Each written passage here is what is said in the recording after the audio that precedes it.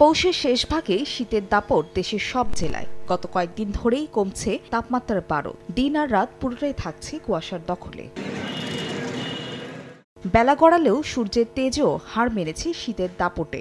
সন্ধ্যা থেকে পরদিন সকাল পর্যন্ত অনুভূত হচ্ছে কনকনে ঠান্ডা। রাস্তায় কমেছে মানুষের আনাগোনা। এই অবস্থায় অসহায় দরিদ্রদের মাঝে গরম কাপড় তুলে দেয় বিভিন্ন সংগঠন। অতিরিক্ত তো ঠান্ডা, সারা রাতে সারাদিন ঠান্ডা করছে, বুঝলেন না, আমরা কোনো কম্বল পাই না। হাড় কাঁপানো এমন শীতেও মাঠে নেমেছেন কৃষক। তবে কুয়াশার কারণে বীজতলা নষ্টের শঙ্কা তাদের।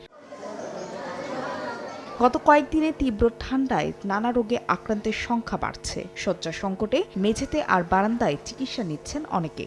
স্যালাইন রাত্র থেকে এখন পর্যন্ত 10টা স্যালাইন খাওয়াইছে। বাইরে থেকে ওষুধ পানি লিখে দিছে, স্যালাইন লিখে দিছে একটা, আবার এন থেকে একটা ইঞ্জেকশন দিছে কালকে। এই সময় শিশুদের যত্নে অভিভাবকদের সচেতন থাকার পরামর্শ দিয়েছেন চিকিৎসকরা। ফাহরিয়া ফারজানা, সময় সংবাদ।